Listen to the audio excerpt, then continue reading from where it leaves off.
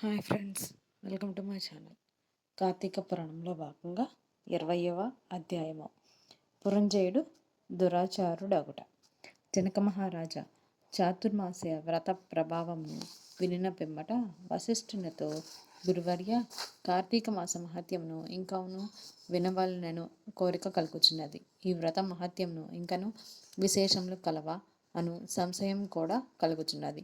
ఈయన సంశయ నివారణ కొరకు మరిన్ని ఉదాహరణలను వివరించి నన్ను కృతార్థుణ్ణి చేయడు అనను. ఆ మాటలకు వశిష్ఠుల వారు మందహాసంతో, ఓ రాజా, కార్తీక మాస మహత్యం గురించి అగస్య మహామునికి, అత్రి మహామునికి జరిగిన ప్రసంగం ఒకటి కలదు. దానిని వివరించేదను, ఆలకింపము అని ఆ కథా విధానంను ఇట్లు వివరించరి. పూర్వము ఒకప్పుడు అగస్య మహర్షి అత్రి మహర్షిని గాంచి, ఓ అత్రి మహాముని, నీవు విష్ణువు అంశయందు పుట్టినవాడవు. కార్తీక మాస మహత్యము నీకు అమూలాగ్రమున తెలియచేయును. కావున దానిని నాకు వివరింపుము అని కోరెను. అంత అత్రి మహాముని, కుంభసంభవ, నీవడిగిన ప్రశ్న వాసుదేవునికి ప్రీతికరమగుడుచే ఉత్తమమైనది. కార్తీక మాసంతో సమానమైన మాసము, వేదంతో సమానమైన శాస్త్రము, ఆరోగ్య సంపదకు సాటియగు సంపద లేదు. అటులనే శ్రీమన్నారాయణ కంటే వేరు దేవుడు లేడు.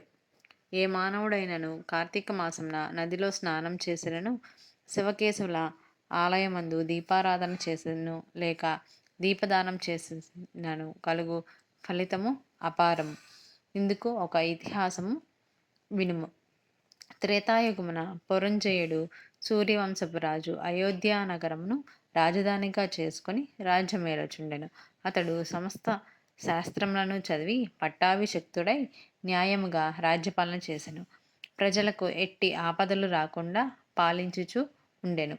అట్లుండ కొంతకాలమునకు పురంజయుడు అమిత ధనాశ చేతను, రాజ్యాధికార గర్వము చేతను జ్ఞానహీనుడై, దుష్టబుద్ధి కలవాడై, దయాదాక్షిణ్యములు లేక దేవ బ్రాహ్మణ మాన్యమును లాగుకొని పరమలోభి అయి చోరులను చేరదీసి వారిచే దొంగతనములు, దోపిడీలు చేయించుచు, దొంగలు కొల్లగొట్టుకొని వచ్చిన ధనంలో సగము వాటా తీసుకొనుచు ప్రజలను భీతావహులను చేయుచుండెను. ఇటులా కొంతకాలం జరుగుగా అతని దౌర్జన్యములు పలు దిక్కుల వ్యాపించెను. ఈ వార్త కాంబోజ, టెంకణ, కొంకణ, కళింగాది రాజుల చెవుల పడినది. వారు తమలో తాము ఆలోచించుకొని కాంబోజ రాజును నాయకునిగా చేసుకొని రథ, గజ, తురగ, పదాతి సైన్య బలాన్వితులై రహస్య మార్గమున వెంట వచ్చి అయోధ్యా నగరమును ముట్టడించి నలువైపులా శిబిరములు నిర్మించి నగరమును దిగ్బంధనము చేసి యుద్ధమునకు సిద్ధపడిరి. అయోధ్య నగరమును ముట్టడించిన సంగతిని చారుల వలన తెలుసుకొనిన పురంజయుడు తాను కూడా సర్వసన్నద్ధుడై ఉండెను. అయినను ఎదుటి పక్షము వారిదిక బలాన్వితులుగా ఉండుటయే, తాము బలహీనుడిగా ఉండుటను విచారించి ఏ మాత్రము భీతి చెందక శాస్త్ర సమన్వితమైన రథమెక్కి సైన్యాధిపతులను పురికల్పి చతురంగ బల సమేతమైన సైన్యంతో యుద్ధసన్నుడై వారిని ఎదుర్కొనిన బేరి మ్రోగించి సింహనాదము గావించుచు మేఘములు గర్జించినట్లు హుంకరించి శత్రు సైన్యములపై పడెను. ఈ విధంగా వింశాధ్యాయము 20వ రోజు పారాయణం సమాప్తం.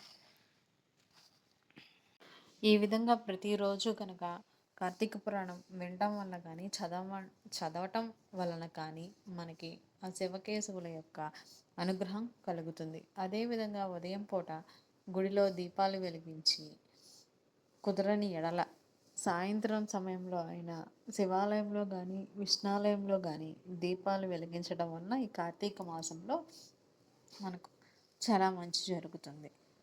కనీసం ప్రతిరోజు కాకపోయినా సోమవారం రోజులైనా కానీ వెలిగించినట్లయితే విష్ణాలయంలో కానీ శివాలయంలో కానీ ఆ శివకేశవుల అనుగ్రహం మనకుంటుంది. Thank you friends.